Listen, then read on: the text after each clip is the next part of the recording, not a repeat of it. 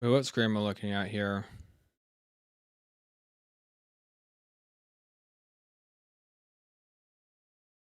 Oh, the bottom one maybe? Oh, it's the top one. Okay, got it. Pop out chat.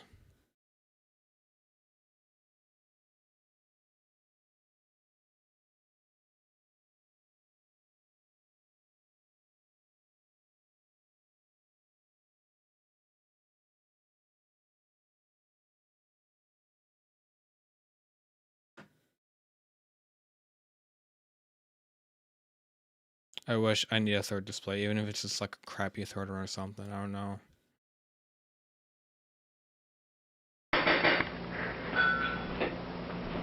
Carter, hey Carter, what's up?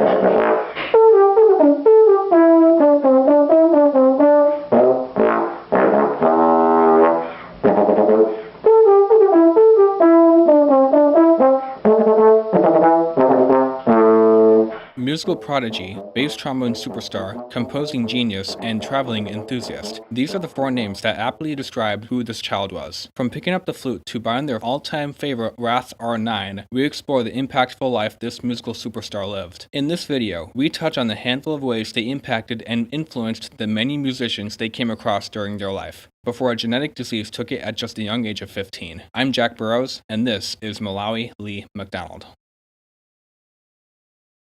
Before we get started, it's important I address a handful of questions you might have about Malawi. Who is Sean McDonald? What is up with using they to address someone who looks like a boy? And why the name Malawi of all things? When Malawi was born, they were assumed to be a boy, named Sean, and used he and him pronouns. Around the age of 12, they realized they were gender non-binary, neither male nor female. They chose the name Malawi to represent their non-binary nature. Malawi means fiery in the Chichewa language, the native language of the country, Malawi. Every morning, when the sun rises from the east, the sun rays reflect on Lake Malawi, giving it a fiery look. Malawi liked the scenic imagery and the uniqueness of the name. If you come across someone in this video referring to Malawi as Sean, it's likely because that's how they were known at the time. Some people also remember Malawi better as Sean, despite the name change, but it's respectful to call a non-binary person by their chosen name, even if you're referring to them at a time before they changed their name. For that reason, we'll refer to them as Malawi throughout the video. Now that we have cleared up the confusion about Malawi's identity, we can start talking about their life. Testing? Alright. Malawi was born on March 12, 2003 in Hagerstown, Indiana. The youngest of three, their parents Laura and John met at Earlham College. The McDonald parents quickly realized their third child was going to be anything but ordinary. Mala learned to read and walk at a very young age, and worked tirelessly to master the skills of their older siblings so that they could participate in activities with them. The McDonald parents decided on an unusual type of schooling for their kids, radical unschooling. Homeschooling involves the kids doing school from home and the parents teaching the skills and setting their schedules. In radical unschooling, the kids still learn from home, but they're the ones who decide what to learn and set their own schedules. Most parents might think this is a recipe for disaster, leading their kids to become video game addicts. But with proper parental oversight, the learning opportunities for the kids are limitless. However, this doesn't mean kids don't make new friends like kids in usual school settings do. Since radical unschooling isn't too uncommon for many families across the state of Ohio, unschoolers, as they're generally referred to, set up many unschooler gatherings, as well as the coveted Unschoolers Water Park gathering at the Kalahari Resort in Sandusky, Ohio. The McDonald parents took many opportunities like this for their kids to make new friends. Then add Malawi to the unschooling mix. In addition to Malawi learning how to do many things fast, they were a vegan, a passionate pacifist, and avoided restrictions just as much as they avoided restricting others. They quickly developed the habit of wearing the least clothing possible. This included not wearing socks and only wearing flip-flops when absolutely necessary. When they went bowling, for example, they needed to learn how to put socks on. Despite all the things that made the McDonald family and Malawi unique, They lived a fairly normal life for their first 10 years in Hagerstown, Indiana. Then at around the age of 10, the McDonald family moved to Yellow Springs, Ohio, a small town east of Dayton. Since the house in Yellow Springs came with many things the family didn't need, many things were sold, including this air conditioner, which was traded for a flute a friend had. But before Laura got the chance to sell the flute, Malawi's eyes lit up and put their hands on the flute and tried to figure out how to play it. This would mark the beginning of Mala's life-changing journey into music. Okay, so we're gonna just record and see. This is Sean's first day of recording on flute. You ready? Can you play a B? I'm confused here. Can we? The same B we've been doing. Just play a B as long as you can.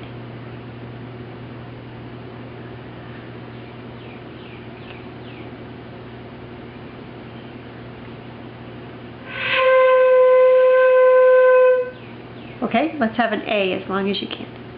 Well. Yes.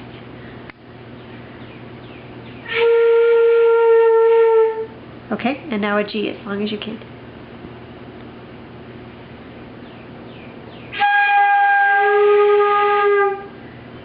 Okay, thank you.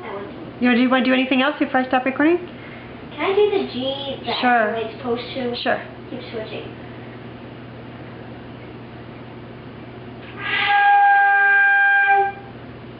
This is Malawi seeing the potential for improvement, but despite that, Laura recalls that it took them several weeks before they became comfortable playing flute.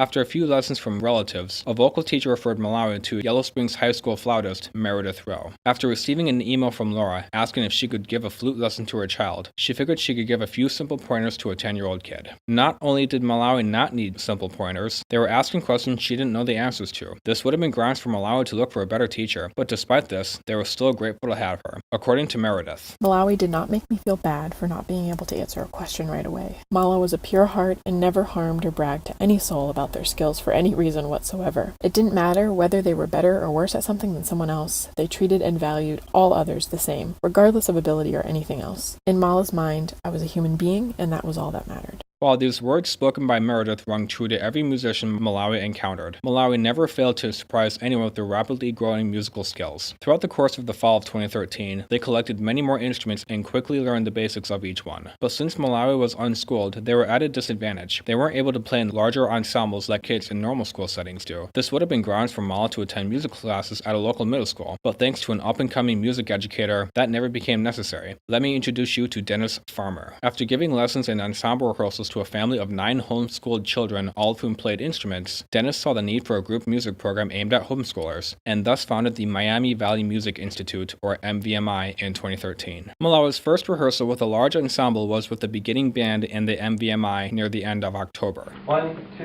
ready, and...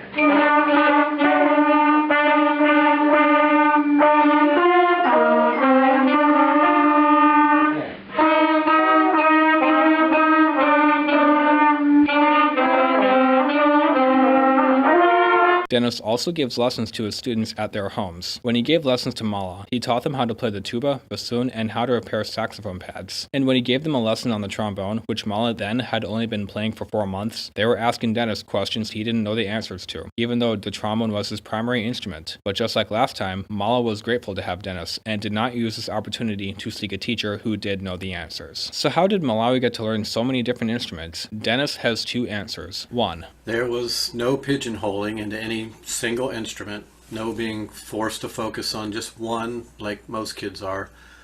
You just knew whatever instrument they were wanting to learn, they were going to figure it out. And 2. Saying no to any desire Mala had to learn was not in their parents' vocabulary, or most of their mentors for that matter. Meanwhile, someone asked for more percussion players to play with the one and only Yellow Springs Community Band. Mala asked if they could try, and they were welcomed into the group. While preparing for their first concert with the group on percussion, they also took the opportunity to practice the flute parts with Meredith, just to see if they could pull it off. Then, at their first concert with the community band on November 22nd, the director of the band, James Johnston, gave Mala permission to join the flutes for one simple song.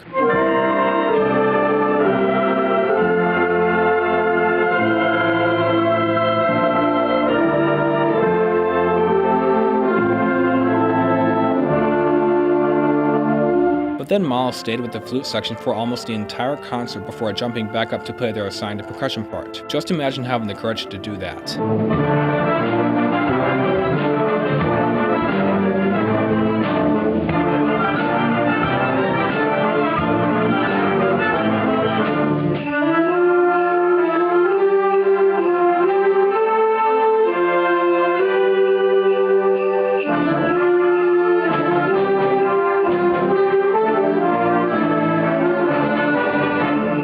Later in December, Mala played their first concert with the MVMI. Unfortunately, we only have footage of their second concert with the group.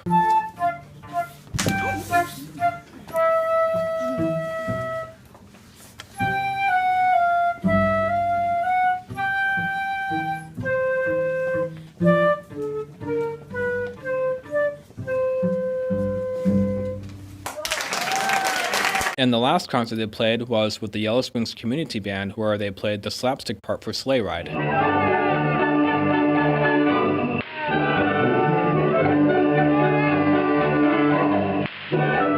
To help you put everything in perspective, everything that happened between Malawi picking up the flute and playing the slapstick part for Sleigh Ride happened in just under 6 months. It is mind-blowing how fast this kid learned. Having first-hand experienced Malawi's unmatched quick musical learning skills, this is what Meredith recalled. There was no one you could compare Malawi with. They were so much themselves that there was no better word to describe them but Malawi. Malawi never appeared to care what anyone thought and was the truest to themselves as I ever saw someone be. Malawi was a peaceful old soul, and I truly spent my time knowing them and admiring awe of the way they held themselves through life.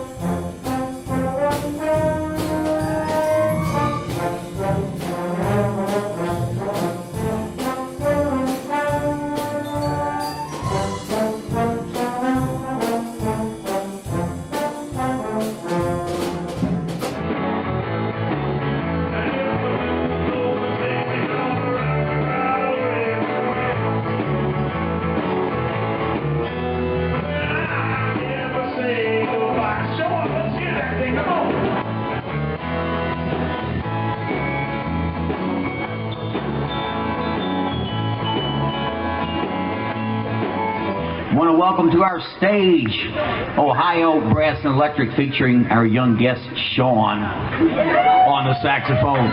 Without further ado, Ohio Brass and Electric.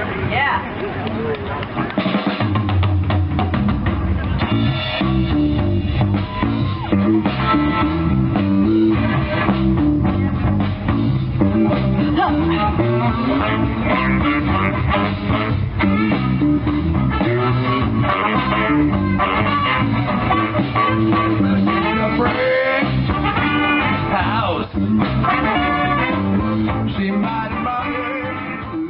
got to cut it down.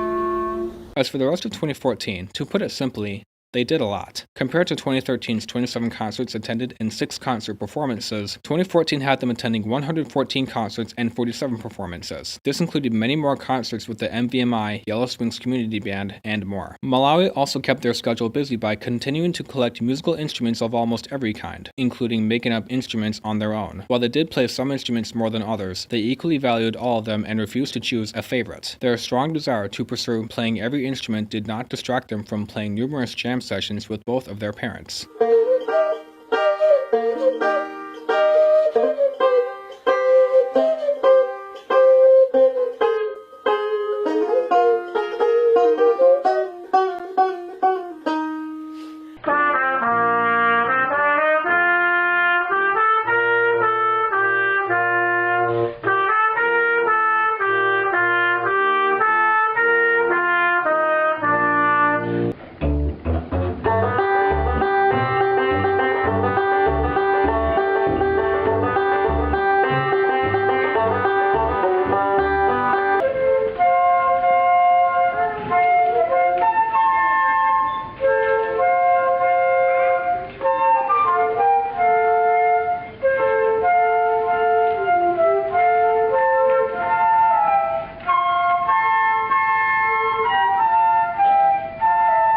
But there is one instrument that I have not mentioned until now. It is now time to introduce you to Malawi's life with the bass trombone.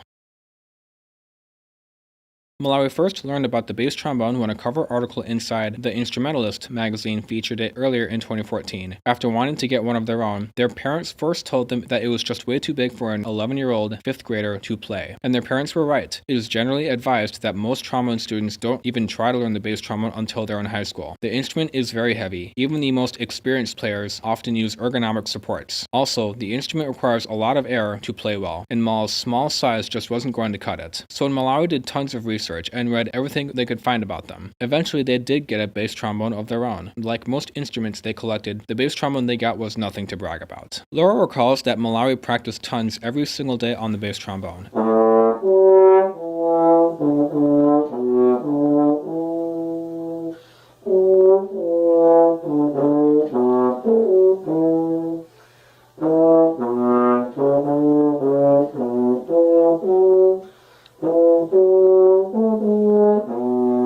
As well as reading along with orchestral scores. They also took lessons from the bass trombonist of the Springfield Symphony, Denny Seyfried. Then August came around, and Malawi set the goal that in the next school calendar year, they play in a symphony orchestra. Their mother talked them down to being ready to play in a symphony orchestra. After all, Malawi didn't specify any instrument on which to achieve this goal.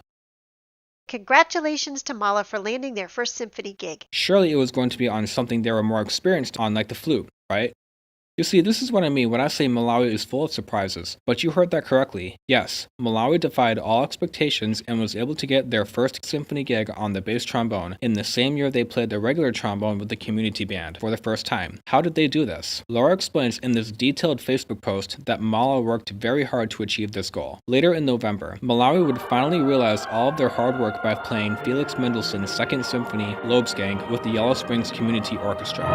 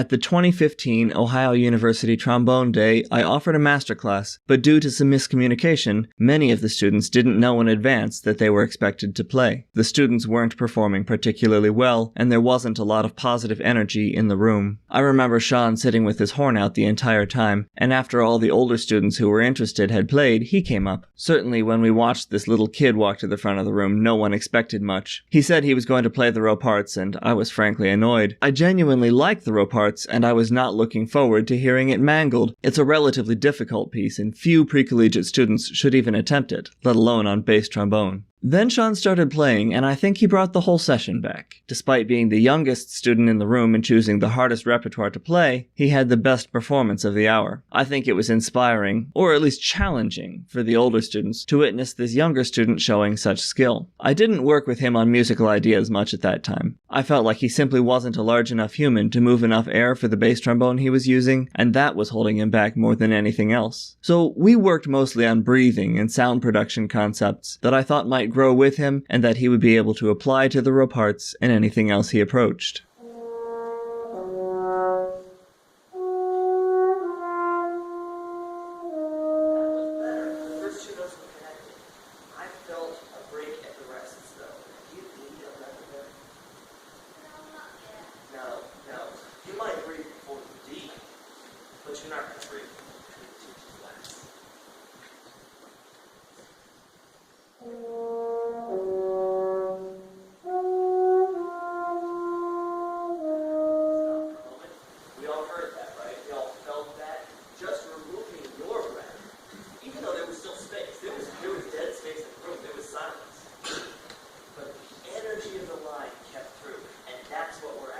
As for the rest of 2015, to put it simply, they did a lot. Malawi continued to play with the Yellow Springs Community Band, Unschoolers Water Park Gathering, Friends Music Camp, and the Yellow Springs Chamber Orchestra for their first time.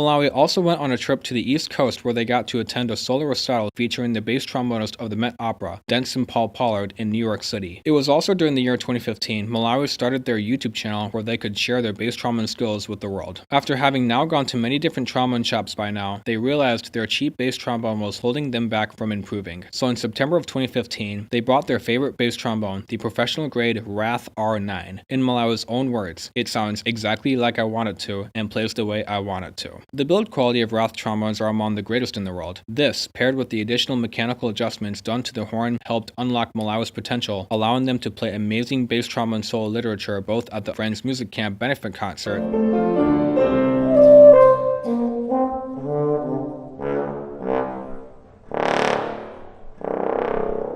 and then just at the age of 12, winning a trombone solo competition meant for high schoolers at Wright State University.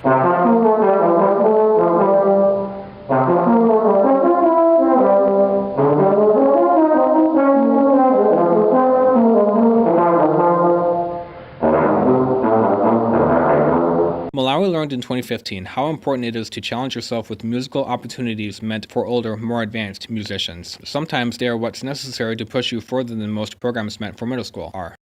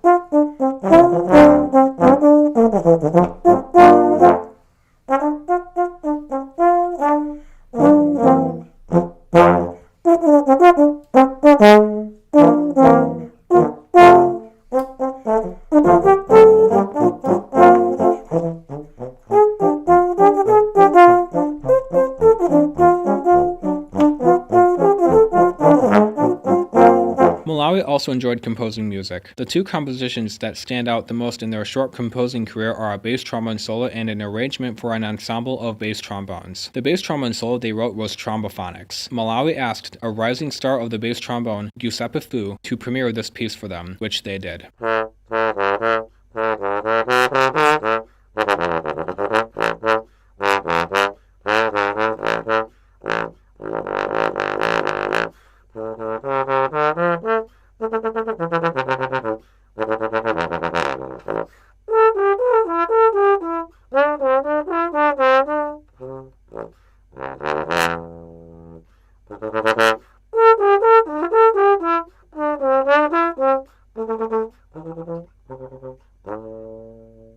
This video inspired Malawi to have a recording of their own, which they pulled off 2 months later. This video was among their most viewed videos on YouTube and garnered widespread positive reception by many trombonists around the world. Malawi learned that the biannual Dutch Bass Trombone Open in the Netherlands premiered new compositions written for the festival. Malawi wrote Bonio and Juliet for the group and was thrilled when it was accepted to be played at the 2016 Dutch Bass Trombone Open. Even though Malawi wasn't able to attend, a recording was saved by participants of the Open. The performance was conducted by the one and only world-renowned bass trombone legend Ben Van Dyke.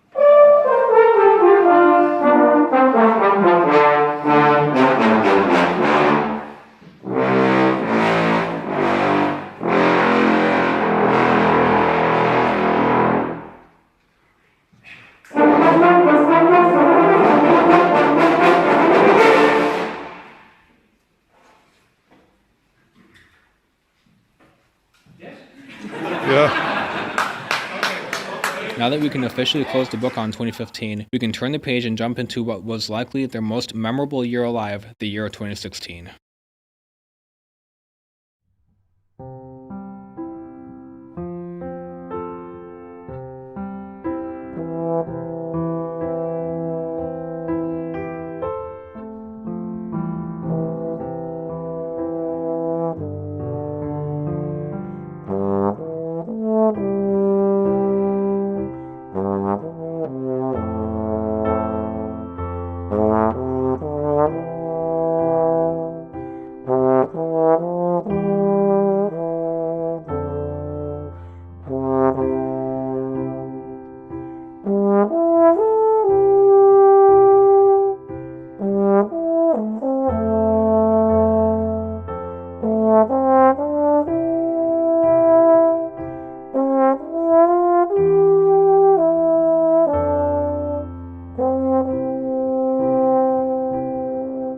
Gil envisioned that Mala would go to one of the top music schools of the country. In his over 30 years of teaching music history, he has never before seen anyone so young and so talented with such a bright future ahead of them. In March, they attended their first large trombone festival, the American Trombone Workshop, hosted annually by the U.S. Army Band in Washington, D.C. Malawi met many famous trombonists at this festival, including Zoltan Kiss, George Coran, Mick Rath, Max Tyne, Joseph Blaha, and many more. When they met Max Tyne, Malawi got to play a contrabass trombone for the first time. Stood upright, it was taller than Malawi. How freaking adorable. Later in March, Malawi had this iconic photo taken of them that best represents their life as a whole. They're holding their favorite bass trombone, barefoot, and included many different instruments in the photos since they were a multi-instrumentalist after all. Between the middle of April and the beginning of May, Mala went on a 2-week-long trip overseas to Europe with their mother, Laura. Among the many places they visited the Rath headquarters in England, attended a dress rehearsal of the Rotterdam Philharmonic to meet Ben van Dyck, toured the Tyne and Leitch brass shops in Bremen, Hubert Hense's Alphorn shop in rural Germany, and Thomann Music House also in Germany.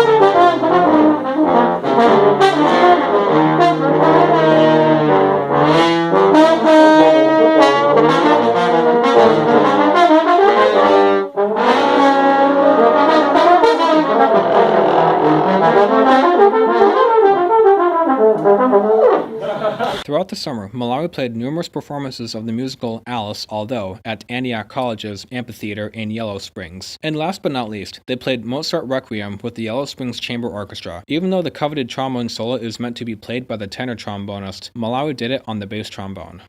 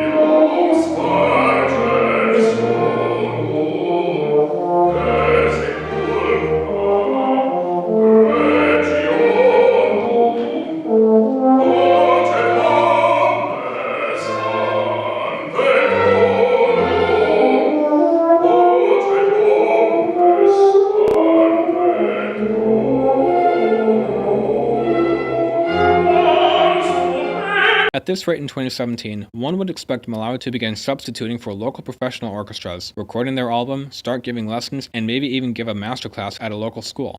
But none of those things happened. This was because they were dealing with unexplained health issues. Even though Mala was extremely healthy as a child, they started showing strange, unexplained symptoms in 2015. This included restricted breathing, rapid heartbeat, dizziness, and others. The family went to see many different specialists at Dayton Children's Hospital to figure out what was going on. While the doctors treated the symptoms, they couldn't give a diagnosis to explain what was going on. This went on for over a year. At the first signs of the symptoms, Mala was optimistic that they would get completely healthy again, but eventually they became too weak to play and even hold wind instruments and became depressed. This is also the reason why they played percussion instead of bass trombone at their 2 concerts they played that year with the Yellow Springs Community Band. Fortunately, they developed other pursuits that didn't require the use of so much energy, including piano, folk instruments, experimenting with videography, listening to rap music, and continuing to explore the world.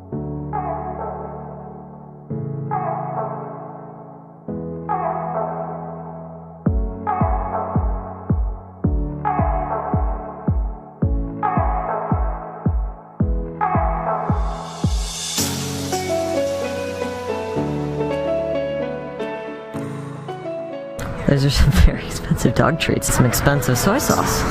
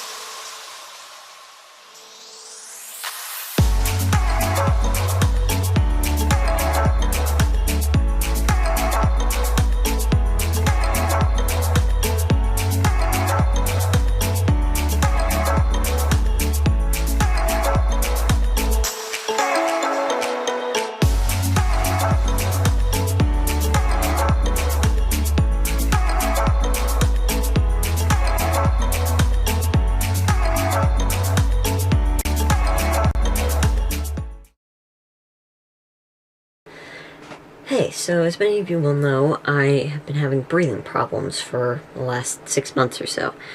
And I've tried all different kinds of medications, and finally found one that worked after a lot of trying, which is a steroid. And I started taking that a few days ago, and I've noticed that the breathing problems have gone away, and I can play well again and use my full lung capacity. But I've been noticing this interesting phenomenon happened once, and I'd like to know if there's any way to fix it. So if you have any advice, please give me some. But I caught it on video once to show you, so here you go.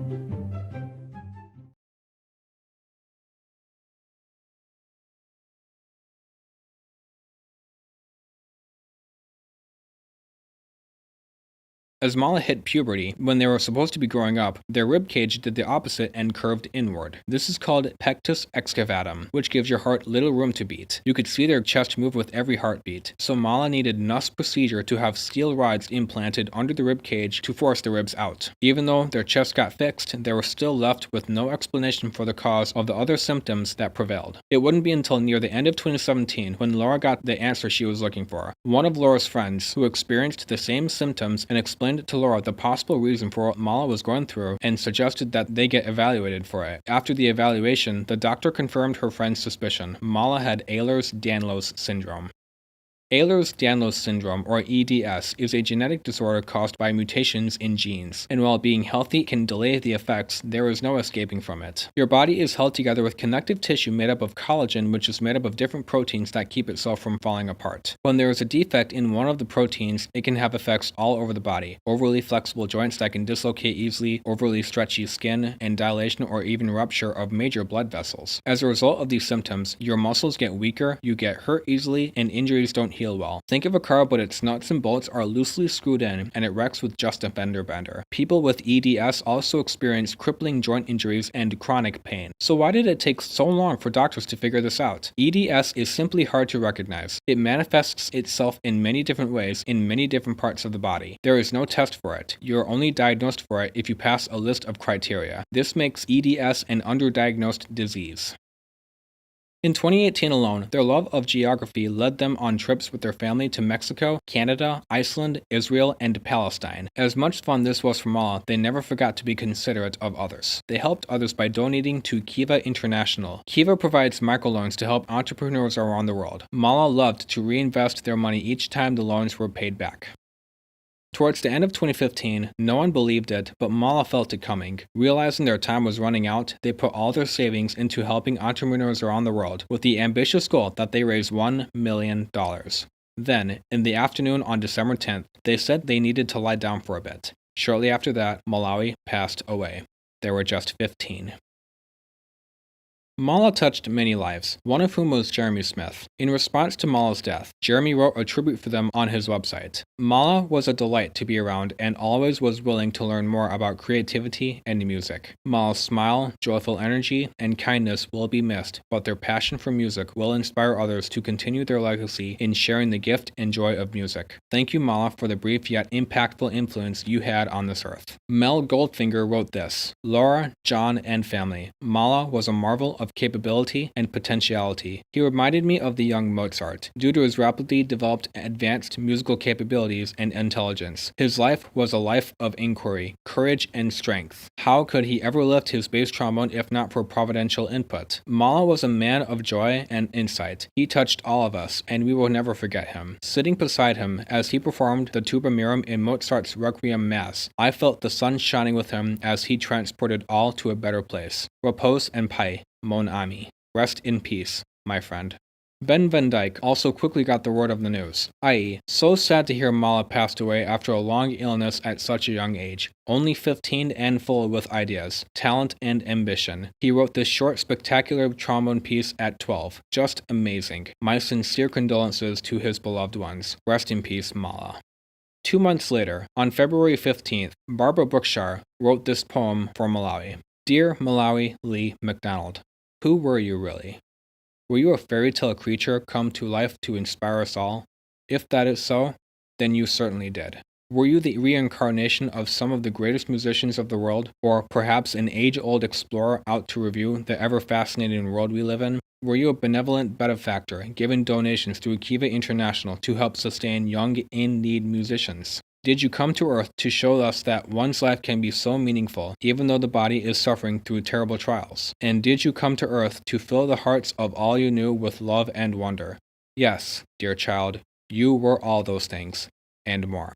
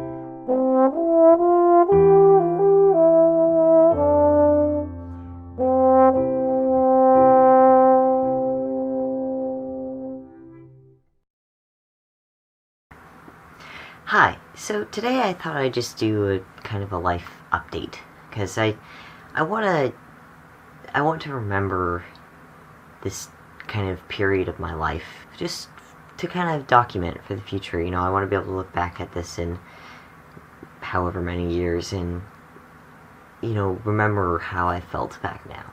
So the first major thing that's going on in my life is that I've gone to my first appointment for therapy. So that's for a couple purposes. One, just for general mental health and everything like that, and also for starting the referral process for HRT. HRT is hormone replacement therapy. I'll put a definition here. So I'm really happy about that. I love it so far. It's great, and happy to be continuing with that. Number 2 is I have a trip to Israel coming up in 8 days, I think. Dang, that came up fast. Yeah, so I leave for Israel in about 8 days. So I'm going to be going to Iceland. I have a layover in Iceland, 20-hour layover, as well as I'll be then going to Tel Aviv, flying into the Tel Aviv airport. Then we're going to stay in, I believe, Ashkelon is the first place, and then Haifa in Israel, and we're hoping to go into Ramallah, Palestine while we're there too. And the fourth thing I wanted to talk about is this. I wanted to, so I had my original YouTube channel. I've renamed it several times, but right now I think it's called Malawi McDonald Music, and I'll put a annotation to it somewhere. Anyway, and on that channel it was very, I don't want to say professional because it wasn't actually very professional, but I thought it was professional, and I only put up stuff that I really liked, and it was all trombone focused and everything. But the perfectionism in me kind of drove the fun out of that, and I never thought anything was good enough to actually post. So I'm excited for this channel, where I just want it to be more like laid back, kind of just me talking about my life and showing you things in my life, and just like more about me. Like, you know, the other one was very professional, and it was my performance channel. It's where I'd show someone if I was applying for a musical job. But I don't know, it's nice to have a more like laid back, happy channel. So yeah, I'm really excited in general, and I want to thank you, all 0 of you right now, who are coming along on this journey with me, and following along with my life, and are interested enough in seeing who I am. So thank you for watching. Feel free to like this video if you did. Probably didn't, in which case there is a dislike button. Feel free to subscribe for maybe more. I can't see, part of this channel and part of why I'm so happy about it is I don't have to have a schedule or anything. I can just upload whenever I want. So go ahead and feel free to subscribe. Can't guarantee there will be any videos at any certain time or on any certain topic, but I'll try, and we'll see what happens. So thank you for coming along on this journey, and I will see you later. Goodbye. And there you have it. And there you have it, everyone. That is my documentary. I'm going to get my camera back on here. Hello. All right. That's that.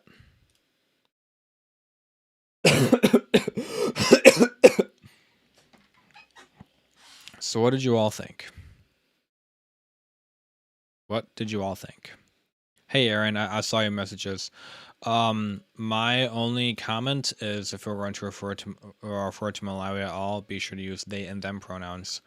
You know, like it's hard to get used to, but over time you'll figure it out eventually. I'm actually just going to, hang on, just make my whole screen the, no, there we go. I'm just gonna make my whole screen that, basically. Does that look like 60 FPS to you? I don't know. It's at 720, so it's so it might be a little blurry. So okay. Aaron Treat says, that's sad. It was good. Thank you so much. Appreciate it. Eliel Duran says, I just joined, but I saw when it came out. I love the video tribute, and I really appreciate it, man. I really do. Thank you so much. So, special treat for y'all is I actually have the box of the hundreds of programs that the McDonald family sent over, so I could research Malawi's life better. Give me 1 second. That.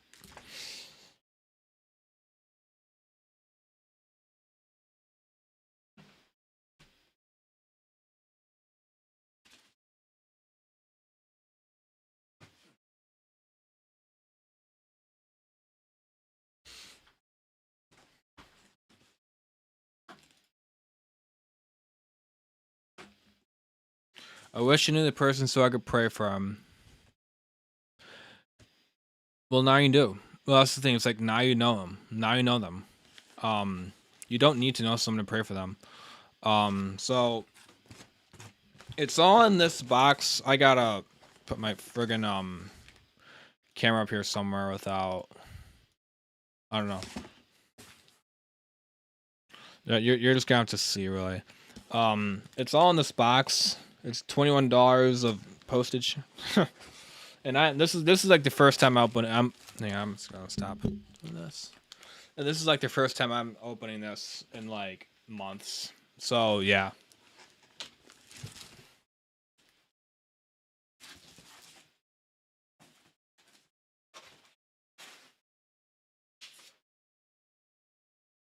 Yeah, I agree. I felt like I missed Malawi having never met them after watching the documentary. You know, got to get that Gucci camera shot. Yeah, I agree. I felt like I missed Malawi having never met them after watching the documentary. And that's kind of how I felt too, really.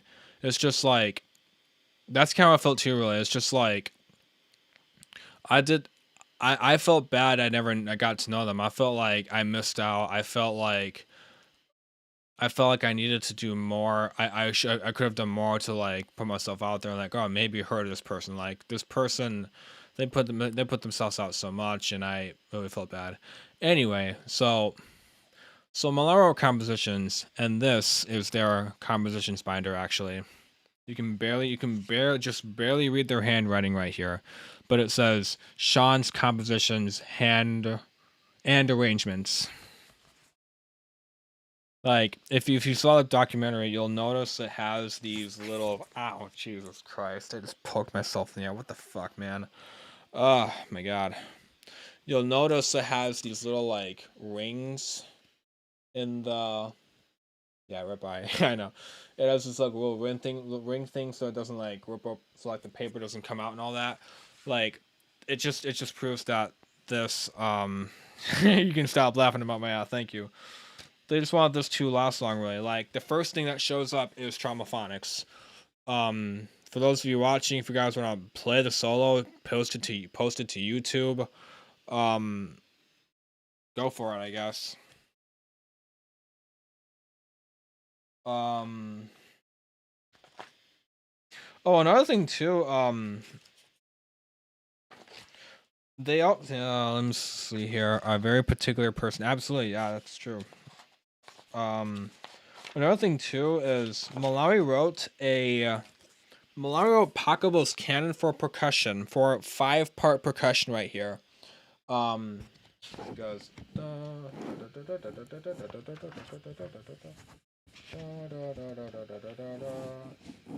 glockenspiel, vibraphone, xylophone, marimba, tubular bells, mallets. Does that. That does this. That does that. That does that. And that's kind of the whole, and that's basically the entire composition right there. And that's just the individual parts. But like more, they composed like a much more. They composed like a lot more actually. Haha, I play bass trombone. Well, Malawi did too, so that's great. So that's this compositions finder.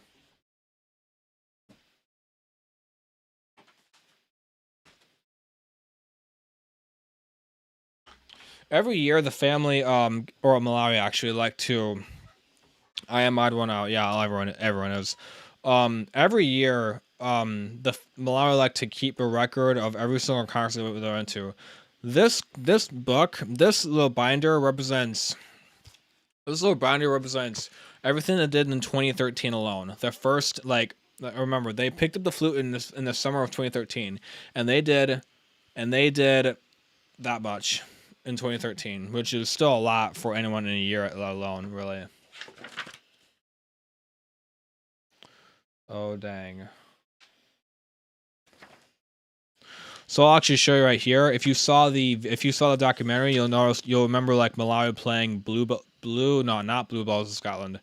The Cool Blues for trombone. Yeah, Cool Blues for trombone.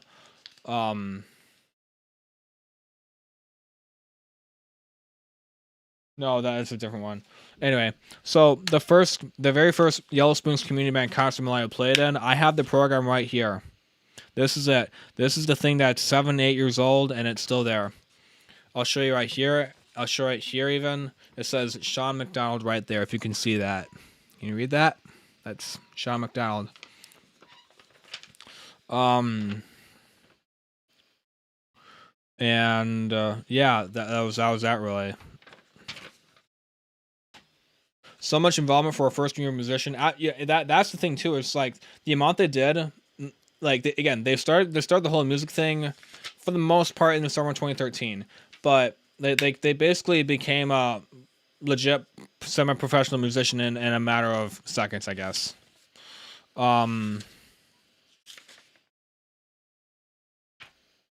and also when they played Slapstick for Sleigh Ride, I have that concert program as well, right here. Here it says Sean McDonald and percussion. Lots of practice. Yes, absolutely. Lots of practice. They practiced a lot on multiple instruments every day. Every single day.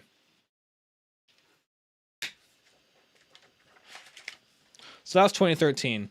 And I'm not really going to slow on other years and all that, but yeah, let's see.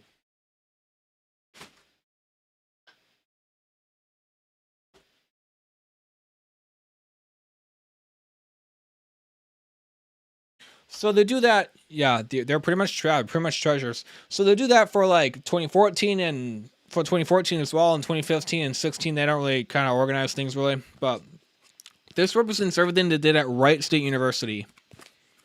And I divided it up into sections right here. I'll show you right here. So like right here was the Trombone Festival from January 2015. That's this photo right here and all the music they played and all that right here. That's the concert program for that year's Trombone Festival. Other copies of it too that their mother and father also picked up as well. Trombone Festival programs. Concert band programs like concert band and symphonic band here. Oops. Various like student recitals that they attended. I'm having trouble holding this up here. Like they went to a bassoon studio recital, percussion studio recital, and a bunch of more like that. Trombone studio programs, like they went to the 2015 Trombone Studio night in 2015 here. Other brass stuff here. And other things here. Oh yeah, so when Aaron Treat, gotta go by. Nice to see you, man. Thanks for stopping by. I love your trombone history work videos. Are you mainly a trombonist or historian? I'm a trombone player. Yes, I'm a trombone player. Historian, I do aspire to be a big time historian, really. I mean, I love learning about the history. Really, it's really fun. Honestly, I really love doing it. So, when you saw the documentary, you noticed like Malawi played in the Wright State University trombone studio here, in the Wright State University trombone studio. On the right is the original thank you note from the studio to Malawi. It's very fragile. It's wrinkly. It probably got wet at some point. It's crumpled up. It's got this like little hole here. So what I did was I made a photocopy and like the highest resolution possible, and quite honestly, quite a lot of detail was preserved, which is really awesome. Really, it's like that's the copy and that's the original right here. So that's that. I guess I'll keep moving along in the like treasure trove of stuff I got from the family.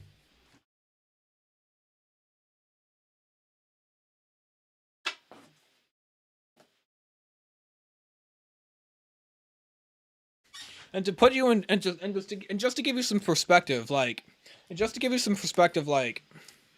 preservation, right? And just to give you some perspective of just how much they did. So look at this list of things they did in 2014. Performances intended in the year 2014 with programs. 114. Wait.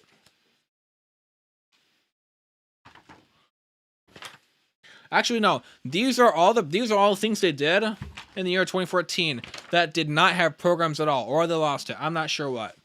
Like, just look at this big list right here. It's huge. It just goes on and on.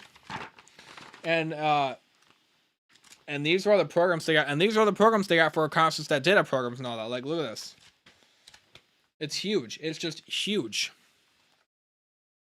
It's almost as if they basically became a full-time trombonist. After all, Malawi did not go to school. They were homeschooled. They were radically unschooled. They could do whatever the frick they wanted. They wanted to, and they wanted to do music. And their parents, their parents had to love it, and they did. And it keeps going on. 2014 keeps going on. Again, here's everything they did in 2014. Most everything. Not so much they did in 2014. Right there. That's 2014.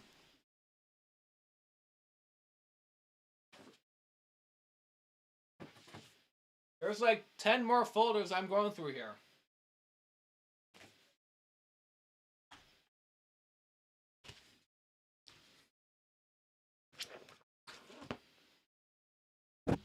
They went to the American Trombone Workshop in 2016 and 2017. See that right there? And there's all those folders here. And I should also show you this as well. 2016 American Trombone Workshop. Right here. There's Malawi's handwriting all over it, and sometimes sometimes during a concert, Malawi's writing something, and then they hand it over to their mother Laura to like have this like silent conversation with them, like right here. Jan, like here's this trombone consort. Malawi's like Jan. I can have Fritos. Chibi, that's dark. I'm not sure what this is. Who knows really? And there's Malawi's attempts at riding the trombone. Happy birthday, Sean. Yep, March 12th, 2016. That was when they turned, 5 years ago. I was when they turned 13 years old, which is crazy.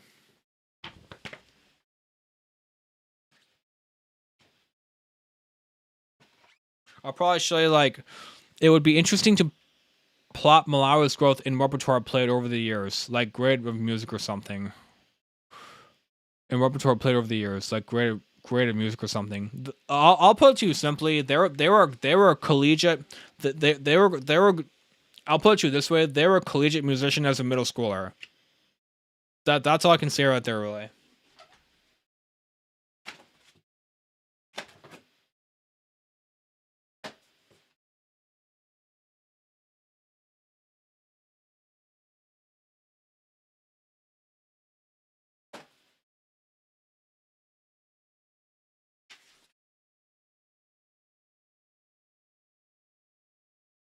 Another thing, so Malawi attended some like semi-professional orchestra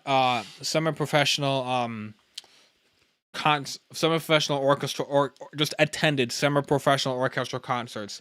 That including the Springfield Symphony Orchestra right here. There's a couple copies of the same thing here. A program right here, and the Dayton Philharmonic right there. So Malawi had a strong sense of like what good music really sounded like. They didn't just find YouTube videos or anything like that. Yeah, absolutely. And the most collegiate players barely understand playing with musical expression. Play with musical expression. Absolutely, that's totally true. And Malawi just kind of figured it out like so quickly. They figured it. I don't. That's the thing. I don't know how they did it. It's just crazy, honestly.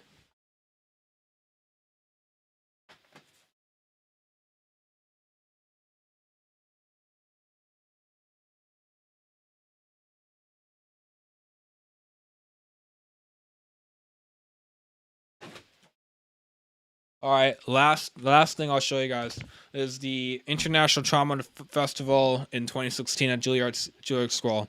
This is the first of in like 6 years the ITF is going to be hosted in like the United States, which is crazy. 2016 Juilliard School, 2017 Redlands, 2018 Iowa, 2019 Ball State, 2020 canceled Japan, 2021 this year. Columbus State University in Georgia, Alabama, Georgia. I don't know. But like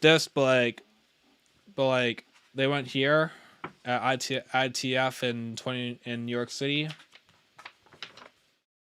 Joel Leslie, my favorite guy. It's a circle of life, and it moves us all.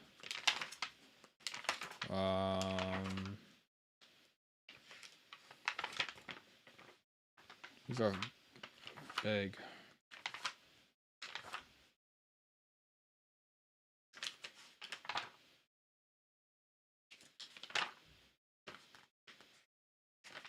Yeah. So yeah, they went here really. So that's kind of it really. It's a big box. I've been meaning to send it back at some point, but yeah, now I gotta put all that away eventually over time. It's a big box, and one thing I do know is what now really. At some point I'm going to go to Yellow Springs, meet the McDonald family, meet Laura, John, December, and Lyric, and their new dog. Or I think dogs now they have, and spend time with them, maybe a week. Maybe like a week or something like that, or a week and a half. Who knows? But also after the pandemic is over, so hopefully this summer. I'm not kidding. Hopefully this summer, I'll also rehearse in their Yellow Springs community band. Maybe play a concert even. Who knows? Maybe play with the community orchestra. Maybe play with the I don't know. Just kind of envelop myself in the Yellow Springs community. Just get to know the people that have gotten to know me when I created this documentary. Oh, and also, the family. I'll tell you this: the family has so Malawi died in 2018. The family still has not had their funeral for them, and Laura has even told me like if we had a funeral like this documentary we're showing this to, this is what we're gonna show at the funeral really, and I'm like that's totally I'm honored honestly really, and really it's just touching to not even have met someone and then be invited to their funeral because I did something so amazing for the family really. I may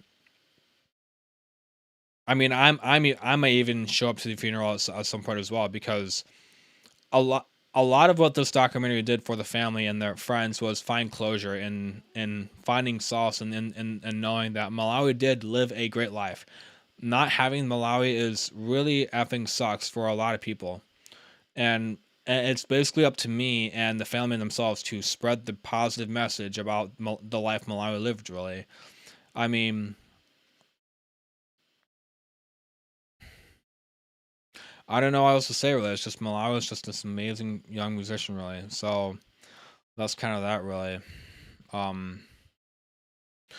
So I did mention in my Facebook post that I was making this documentary. I know it's a lot to ask, but I know several traumas who would watch a live streamed funeral for Malawi. Really, absolutely. That sounds amazing, honestly. I think if at all possible, everyone just goes to the funeral. Honestly, like again, after post pandemics, no one's wearing stupid masks and all that. Wear a mask, by the way. But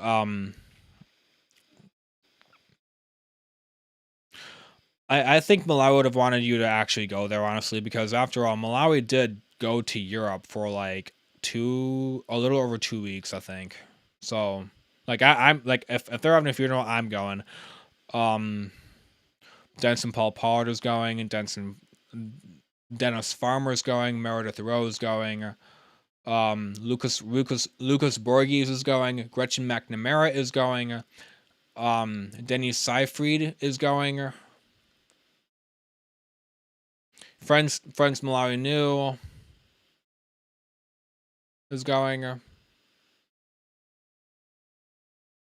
People Malawi met are probably gonna go. I don't know, but like they should go and not just like turn on the laptop. If Chalmers were free to come to the funeral, that would be amazing. Absolutely, yes. Malawi would invite everyone. Honestly, Malawi would not care who went to the funeral. They would invite everyone. They saw themselves everyone. They saw everyone as equals. They did not. If you were not a musician, Malawi still liked you. You know, that kind of thing. I mean, it wasn't like, oh, you're not a trombone player. Oh, you don't play nothing. You don't like music. I still like you. You're a human being. That's all that matters. You know, that kind of thing.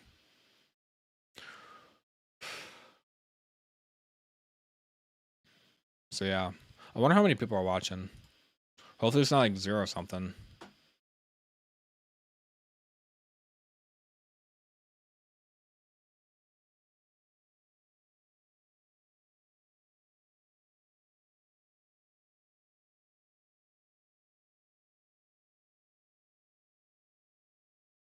Okay, so yeah, some.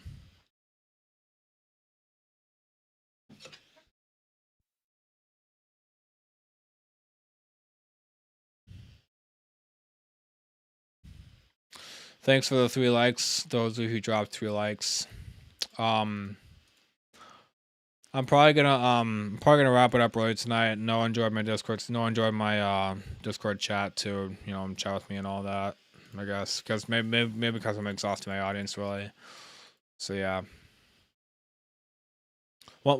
So one thing I wish more people did these days was just like even if they didn't watch the trailer, I wish Malawi's traumaphonic solo was like a trend in the trauma community. Like this person's playing traumaphonics, that person's playing traumaphonics, that person's playing traumaphonics. You know, like then I know I did my part in spreading the message of their life. I didn't know, but I'll keep a lookout for more live streams. If you don't want to, this is like one of the only times I'm gonna talk about Malawi in a live stream really. I usually do these live streams like once a week. Maybe it's like Friday, Saturday, Sunday night even. Like last week I did Sunday night. So I mean, I've been trying to do Saturday night because I've been trying to keep it consistent. But since today would have been Malawi's 18th birthday, Christopher Lang Pearson, what are you doing, man? How you doing, man? What how you doing? Christopher Lang Pearson is over here. I'd play that piece if I were better. Aha! If you were better, you were principal trombonist of the Luther College Symphony. I mean, how can you not play traumaphonics? I mean, if you're a tenor trombone player, maybe play an up an octave. Howdy, how you doing, man? Maybe if you're a tenor trombone player, you play like up an octave or something like that. Yeah, yes, I was. Well, congratulations. Oh, I also found out, and I did research, and I do know those things. If you're principal in the symphony orchestra, you get like a scholarship, so that your tuition gets down a little bit. So, I mean that was like the grand scheme of things, it was probably like $3,000, like $1,500 to a scholarship for being principal in the symphony orchestra. But again, it's private college, and yeah, private college. So it was already expensive. It was already very expensive to begin with. So yeah, Christopher Lang Pearson, how are you doing, man? Nice to see you around. I haven't been playing much trauma in the past few years. What the fuck, man? Are you serious right now? Get out of here. $500 scholarship. Yeah, I'd trade that for a lot of beer, honestly. Those of you dropped 5 likes, thank you so much. Be sure to hit the subscribe button so you don't miss out on the greatest trombone shit on the planet. Oh yeah, this is on stream, so I could probably get that out of there. Zone and pop out chat.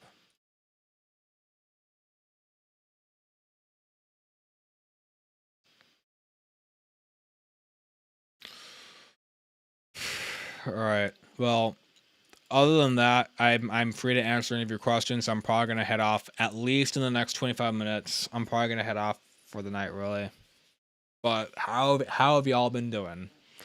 How have y'all been doing? I kind of want to make more money so that I can offer a scholarship to this. I kind of want to make more money so I can offer a scholarship to the second trombonist. Yes. Wow. You should. Yeah. Absolutely, man. Just valuing everyone in the orchestra. Like, I mean, most people. Because I wish if I had more money, I would do the same thing, man. I would reward like trying hard as opposed to just like I'm here and it kind of means nothing really. So I haven't practiced in like 2 weeks and it's terrible. But like, you know, it's also like I'm at a point where I can not practice for like a week or so and then play the horn and be like I can play the horn, you know. It's like I don't forget how to play the trombone. Like I know how to play the trombone. I know how to get back into it. I know how to practice. I know how to be dedicated. I know how to, you know, get good if I want to. I know what resources I need to use and how to navigate challenges and all that. I just need time to and motivation really. I think the local community band at some point will, you know, come back, and when that does happen, I'll probably practice some more so I can play along and, you know, finally have a band to play with, you know. That's all that really matters. I took almost a year off until a few weeks ago. Wow. Yeah. You know. Just play the horn right. That's how you play high range. A future video I want to put out is something called Arthur Pryor versus Joe Leslie. Who is the better trombone player? That would make it for a great topic video, honestly. I just finished playing Minecraft. Okay. All right. Actually, I can just do this even.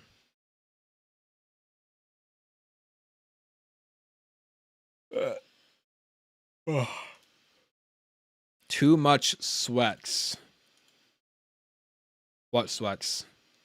Also, Brickling Productions. How you doing, man? I hate sweatpants. I love sweatpants. I wear sweatpants. I will wear back when I was in college, and this was like last fall. I would wear sweatpants for weeks on end. I would sleep in them. I would go to class in them. I would sleep in them. It's the best thing ever, honestly. Like I never fucking took them off. That is how you live life right there, honestly. But until life resumes for me, until Joe Leslie. Yeah, no Oh way. my god. Hold up, Superflex man. 1 second. Hold up. 1 second. I'm putting my headphones on. I can't hear you yet.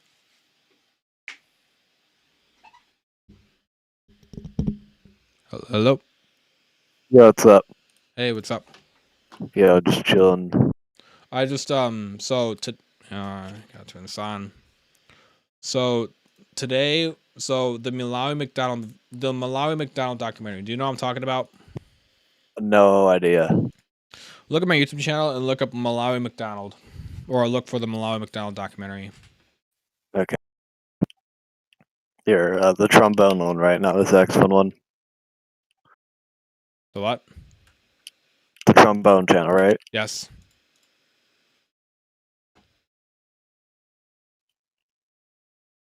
Oh yeah, okay, I'm on the stream.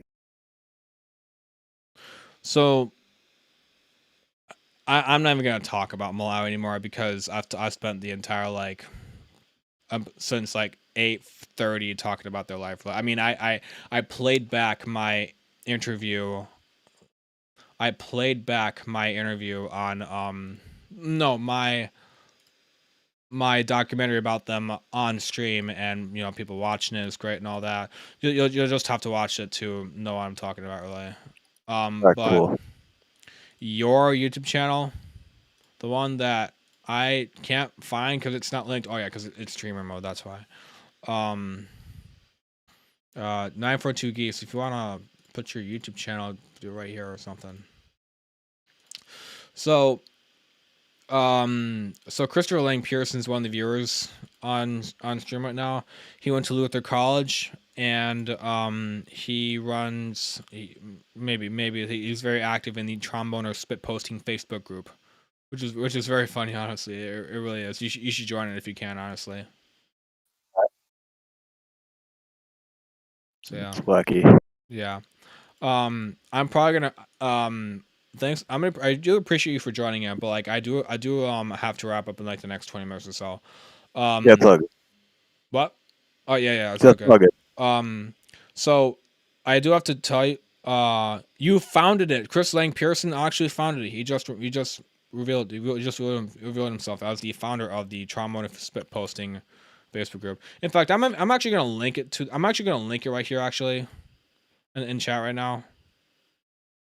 Nice. I'm gonna do it right now, so y'all can join and enjoy all the fucking memes.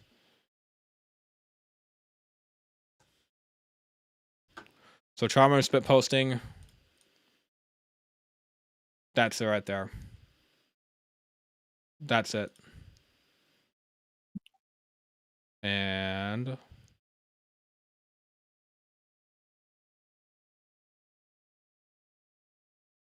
I put it in chat right here.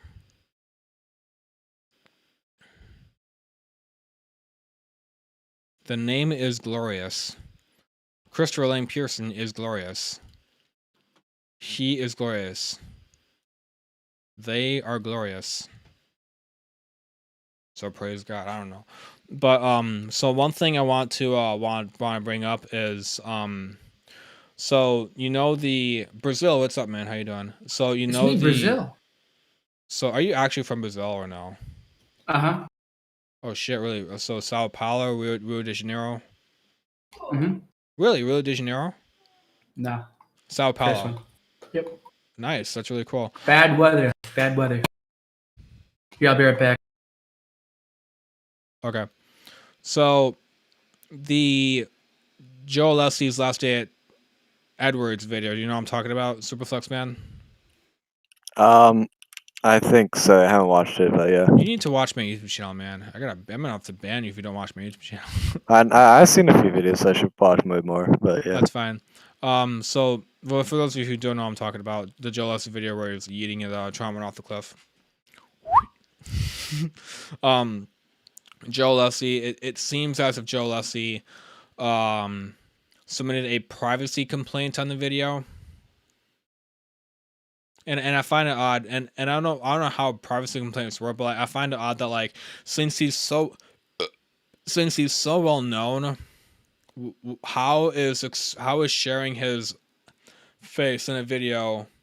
Yeah. Some people did not like that video at all, and it's unprofessional. It's like, oh, George Leslie wanted to take him down, so by professional courtesy, it should be taken down. And I'm just like, fine, fucking honestly. I took it back up because I found out about fair use, and I did I took it down the first time because I didn't know about fair use before. So if I had known about fair use beforehand, I would have kept it up, regardless of what he said. Honestly, I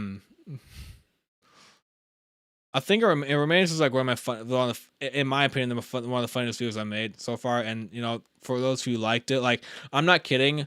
Some people, and I'm not gonna say who, some people sent me a group of trauma sent me $20 because they liked it so much. It was ridiculous. But like there's a privacy complaint in that video, and I can do nothing, and YouTube will look at it and they will determine if it's legitimate or not. Who really knows?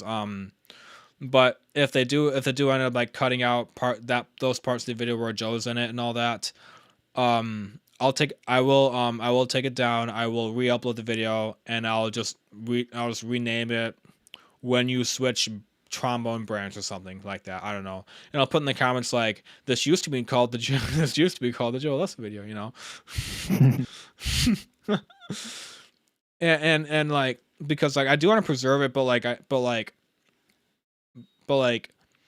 if that's how the rules are, then I'm really not gonna fight it, honestly. I'll work around it by just taking his face off of it, really. I don't know, when you switch to showers, I don't know, something like that. But next video I want to do is Joe Leslie versus Arthur Pryor, who is the best trauma artist, and it's kind of an opinion video. And in a nutshell, I'll say Joe Leslie probably is the better player, but we have to consider the technology both trauma artists had available to them at the time. Joe Leslie had a lot of resources, and there were more good trauma players in Joe Leslie's time than there were in Arthur Pryor's time. When Arthur Pryor first rehearsed with the Sousa Band, the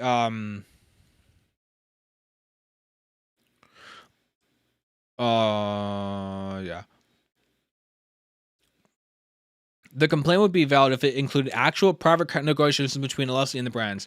There were no actual private negotiations between Leslie and the brands. That's the thing. Like all the video talks about, all the video says, all the video is basically like Joe Leslie takes the Edwards trombone, yeets it off the cliff, runs out of the Edwards showroom, goes to the showers factory, lifts up the trombone. Everyone lifts up the showers Leslie trombone that everyone knows about because it's marketed that way, and the video ends.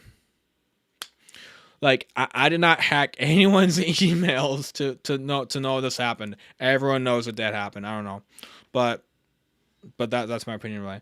So Joe Leslie, I think Joe Leslie is the better trombone player, but Arthur Pryor. But considering the trombonists considering the number of trombone players or the era of trombone playing that he was in, I think he was a legit like god or something like that. Joe Leslie is a good player who's just stacked or something like that. I don't know. So Arthur Pryor, I actually made a documentary about Arthur Pryor. And you're not gonna know Superflex Man because you don't watch no shit on my YouTube channel, right? No, I'm sorry. I watch it occasionally. All right, you know what? All right, guys, we're gonna witness the first ban of the YouTube channel. First ban of the Discord server. 3, 2, 1. No. See it. If you know about chess, I think Leslie is to Kasparov what Pryor is to Murphy. Speak English, Christopher Lang Pearson. Speak English. I don't know any of that bullshit. I mean, I did watch Queen's Gambit. Did you watch Queen's Gambit on Netflix? You know what I'm talking about? Maybe not. But like when Arthur Pryor. So I made the documentary about Arthur Pryor. You can look for it in my YouTube channel. It's somewhere there.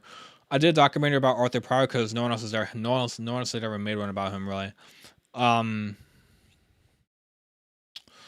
But when Arthur Pryor first rehearsed with the Sousa Band, the principal trombonist of the Sousa Band, first trombonist of the Sousa Band, Frank Holton, his name was. You know, he had this like passage, and he was having trouble with it. He was having trouble with it. Arthur Pryor plays it like perfectly, and Sousa stops him and is like, "Frank, that is fine, but the first time you had it right." And Frank steps and says, "Mr. Sousa, that was me playing with this young fellow Pryor." You know, like it was like the best that John Philip Sousa, the best trombonist that John Philip Sousa had to recruit. Could not play shit compared to what the 23, 24-year-old Arthur Pryor had to offer, really. And Arthur Pryor spent like 12 years of his life soloing with the Sousa Band, and I think at some point he got sick of soloing and eventually decided, you know what, I want to do things for myself, and I want to race. Maybe that's not what happened, but Sousa kicked him off for that reason. And I think Arthur Pryor leaving the Sousa Band was probably the most dramatic thing that's ever happened in the golden age of the American band, which is like between 1860 and 1940 or something like that. Arthur Pryor creating his band was probably the most magnanimous thing that's ever happened in the golden age of American band. It's as if Clemson beat Alabama in football, like that kind of thing. Like some people said that the band Arthur Pryor made was better than Sousa's band. Some people probably said that because Sousa was all about like dancing around and all that, and Arthur Pryor was like, So serious about the music, really. Is his birthday today? Yes, their birthday is today. Their Malawi McDonald's 18th birthday is today. Welcome, I don't know, to the Trombone server. Thank you for wearing a mask. We do have, in our Discord server, we do have our social distancing guidelines, and we do encourage people wearing a mask and, you know, take the COVID vaccine, whether it's Moderna, Pfizer, J&J, who knows really, but I really appreciate the social distancing in this environment. Even though we're right next to each other in the chat, like, hey, what's up? You're right next to me.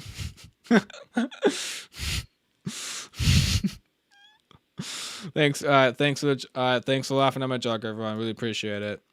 So, yeah. So that's gonna be my next video, and I think it'll be a nice opinion video. You know, I think some people, you know, agree or disagree, but whether Joe or Leslie likes me talking about him at all is his fucking choice, honestly. Because if he can't take a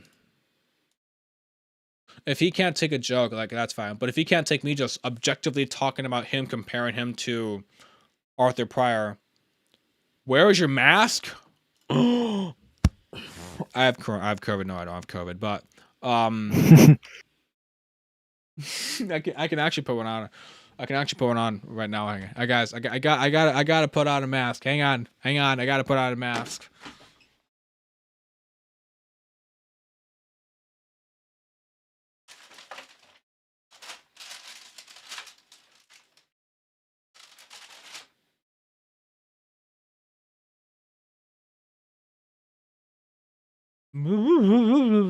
Hey guys, what's up?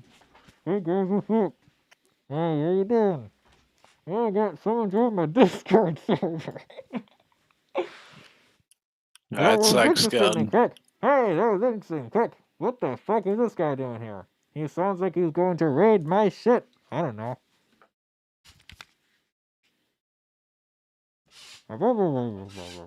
Okay. So I'm wearing my mask because I'm keeping my social distancing guidelines. You know, I'm holding hands with Superflex Man, but we have our hand sanitizer and our lotion and cream. Of course. All right, that's enough of this, honestly. I have to wear a mask. Gotta head out. Great talking. Hey, Christopher Lang Pearson, thanks for stopping by. I really appreciate it, man. I really appreciate you, man. See you next time around, man. But after, so like at the job I work at, I have to wear a mask. I mean, most jobs these days, I have to cream. Yeah, right. At the job I work at, which is at a pharmacy, which is where you get your medicine. I have to wear a mask for like 8 hours a day, Monday to Friday. But like when you wear the surgical blue masks, like they don't affect your ability to talk. Your camera is behind.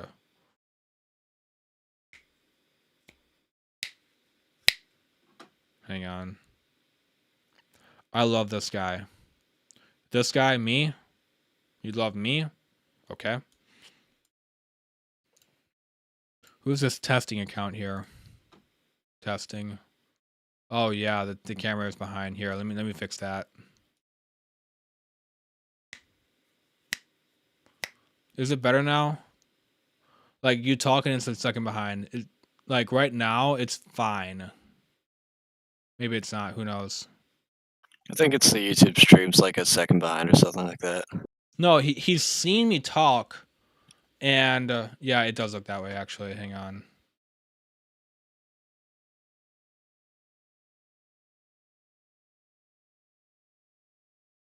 Testing. Yeah, it's behind by a lot.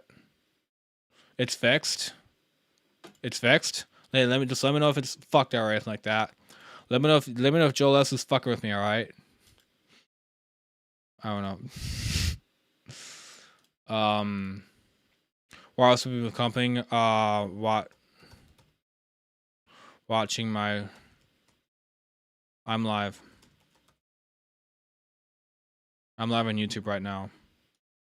It's behind now? Are you kidding me? Yeah. Yeah.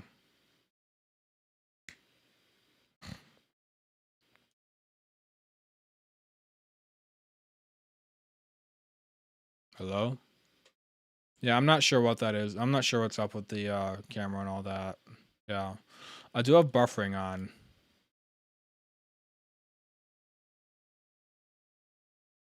So that should help. Okay, that's better now.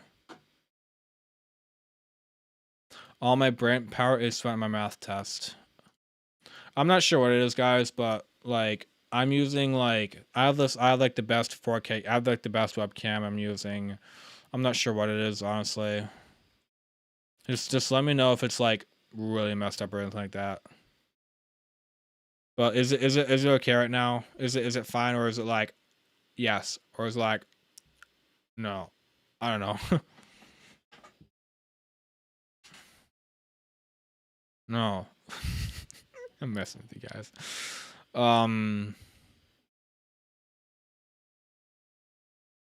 Yes, no, maybe so.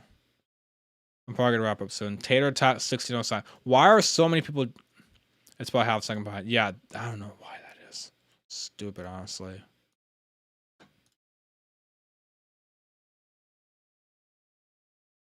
Yeah. Yeah, it is. It is a half second behind. I can tell right now.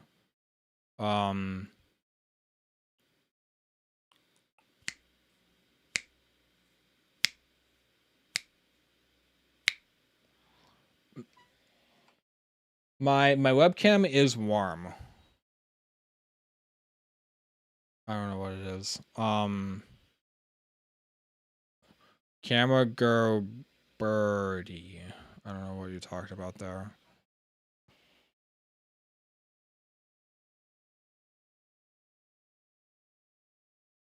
It's too hot.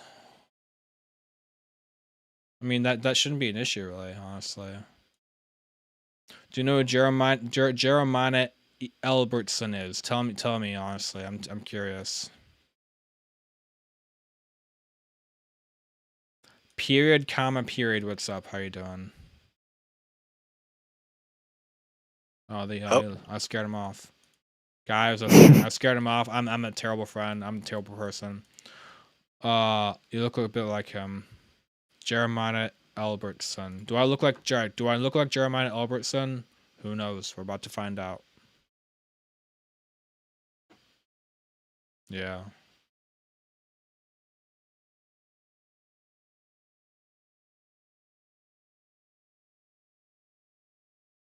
Was a YouTuber. I do. Oh my god. Do I look like this guy even? Not too much. No. No, you do.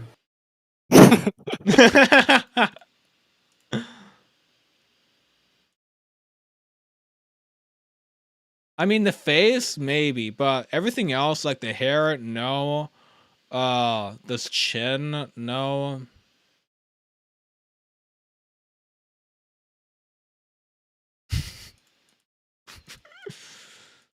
The beard, no.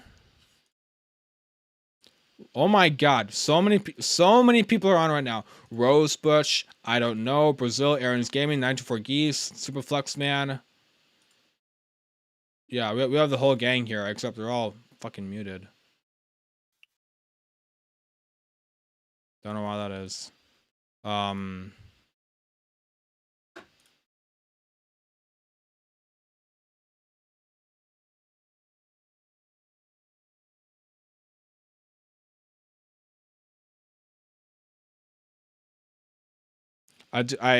Hey, to those of you who joined, I really do appreciate y'all, but I do have to wrap it up soon because the camera is behind by half a second. I don't know why. I don't know why. Yeah. Sometimes sometimes it lags terribly. Sometimes it does nice. But yeah. Really do appreciate y'all being here, whether you're from Brazil or not, or Fox News, like Superflex Man. One of those. Pretty much. I am Aaron's Gaming 1. Fox News, nice. Yep. That's Chris Wallace right there. It's 10 o'clock. I'm probably gonna wrap it up for the night, really. So happy birthday, Malawi, wherever you are. You know, I miss you, and I I hope um I hope you appreciate what I've tried to do to share your story. You know, you were a videographer toward the end of your life, and as a videographer myself, I hoped I brought you the documentary that you're looking for. Um, and all deep within, all I do know is that your deep within, all I know is that your advice to be the best person you can be is just be yourself and not really care what anyone else to say, really. But besides that, all anyone can do is just be themselves and live life to the fullest, really, and try their best, and don't hesitate to be fearful of anyone putting you down or anything like that. I don't know, mediocre farewell and all that, good night or anything like that. But oh yeah, I just saw that sometimes my camera would glitch out or something like that. Oh.